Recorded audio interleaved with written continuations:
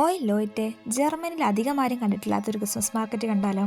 അതെ, കാരണം എന്തെന്ന് വെച്ചാൽ ഇത് ഒരു മെഡീവിയൽ പീരീഡിലുള്ള ഒരു ക്രിസ്മസ് മാർക്കറ്റാണ്.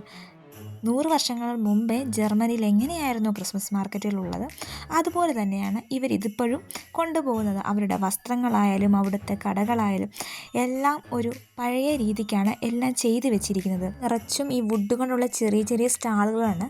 അവർ തന്നെ കൈകൊണ്ടുണ്ടാക്കിയ ഉൽപ്പന്നങ്ങളാണ് നമുക്കവിടെ കാണാൻ കഴിയുന്നത്. ഒരുപാട് ആഡംബരങ്ങളോ അലങ്കാരങ്ങളോ നമുക്കവിടെ കാണാൻ സാധിക്കുകയില്ല. അവിടെ എല്ലാം ഒരു പഴയകാല ട്രഡീഷനിലാണ് ചെയ്തു വെച്ചിരിക്കുന്നത്.